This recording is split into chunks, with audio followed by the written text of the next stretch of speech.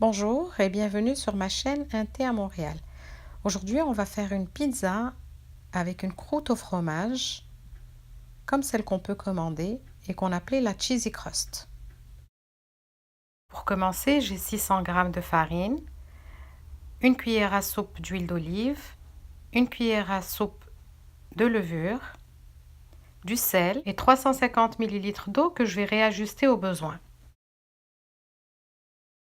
Alors, comme c'est de la levure instantanée, je n'ai pas besoin de l'activer. Je mets le sel de l'autre côté de façon à ce qu'il ne rentre pas en contact avec la levure. Mon huile d'olive. Je mets l'eau petit à petit et je fais fonctionner la machine à pain. Donc je dois pétrir cette pâte jusqu'à ce qu'elle devienne lisse, pas trop dure, assez molle. Vous verrez la consistance.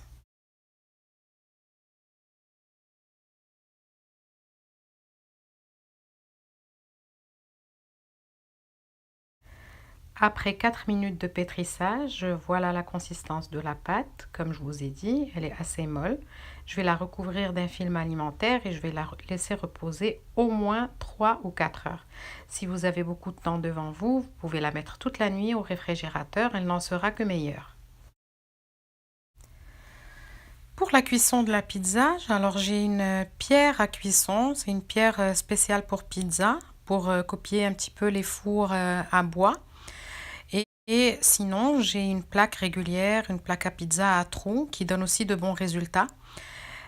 Pour ma part, je vais en faire une sur la pierre et une sur la plaque régulière et on va pouvoir comparer les deux ensemble. Pour la première pizza, j'ai donc une sauce tomate régulière. Vous pouvez la faire vous-même ou en acheter une en boîte. J'ai des bâtonnets de fromage et j'ai aussi du fromage que j'ai râpé moi-même. Je l'ai mélangé avec un petit peu d'origan et j'ai quelques feuilles de basilic. Lorsque la pâte a bien poussé, regardez, elle a pratiquement triplé de volume. Je vais la dégazer, c'est-à-dire l'enlever du bol mélangeur. Je vais fariner mon plan de travail et je vais la remettre en boule en chassant l'air qu'il y a à l'intérieur. Et vu que je vais faire deux pizzas, une sur la pierre et une sur la plaque régulière, eh bien, je vais couper ma pâte en deux. Je vais former deux boules que je vais laisser encore pousser à peu près pour une demi-heure.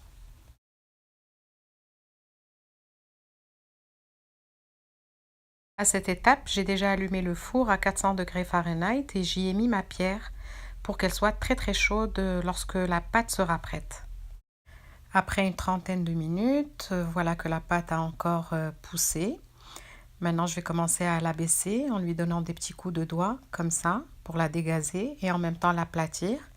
Elle fait des bulles, je ne sais pas si vous êtes capable de voir. Ça veut dire que ça va être une pâte très très bonne à la cuisson.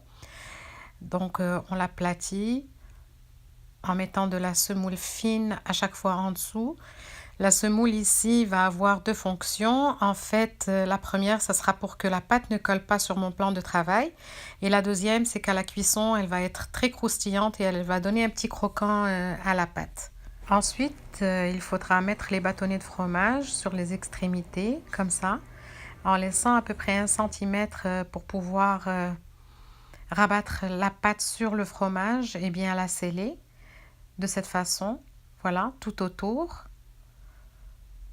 Vu qu'il reste une séparation entre chaque fromage, ça va être un marquage pour nous pour savoir à la découpe où est-ce qu'on va couper le fromage pour que ce soit à peu près la même dimension pour chaque morceau.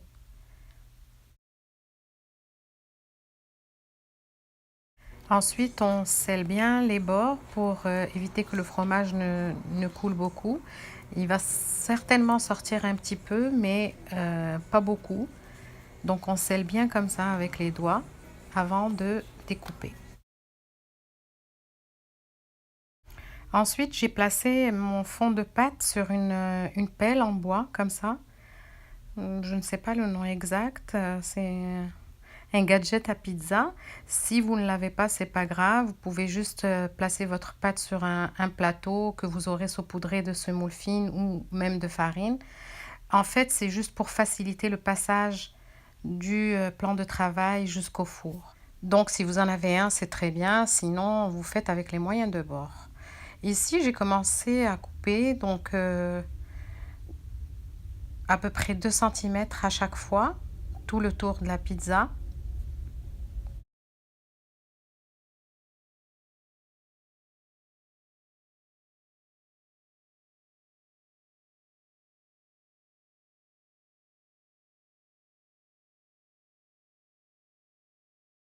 Ensuite, je vais venir détacher chaque morceau délicatement et le retourner sur lui-même comme ça, en appuyant bien pour qu'il prenne sa place.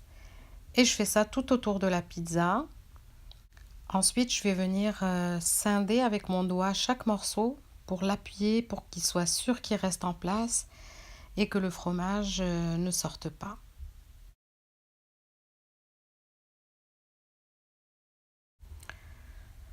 Ensuite, rien d'extraordinaire. Alors j'ai étalé ma sauce tomate dans la partie centrale, le fromage, quelques feuilles de basilic et le tour est joué.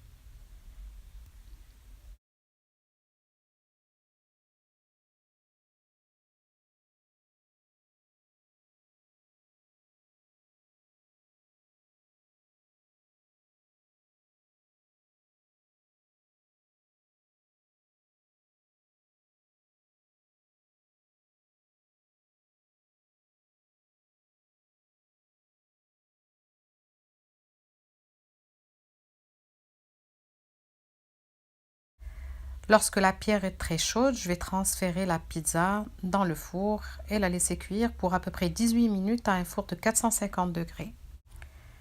Et la voilà, bien cuite, bien dorée. On a le fromage qui a débordé un petit peu autour, mais je vais vous montrer comment le fromage est quand même resté à l'intérieur. Voilà.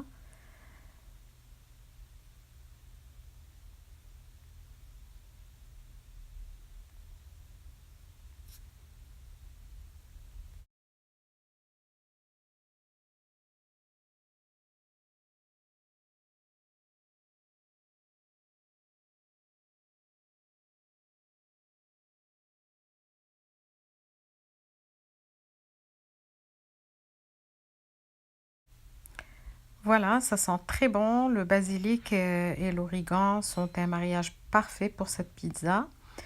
Entre-temps, j'ai mis l'autre à cuire. La voici. Je l'ai faite aux champignons pour changer. Par rapport à la pâte, celle-là est juste un peu plus enflée que la première. Ça donne un bon résultat aussi sur cette plaque-là. Par contre, ceux qui l'ont goûté m'ont dit que celle sur la pierre avait une meilleure texture par rapport à la pâte. Voilà. Je vous souhaite un bon appétit. Merci de m'avoir suivi et à la prochaine.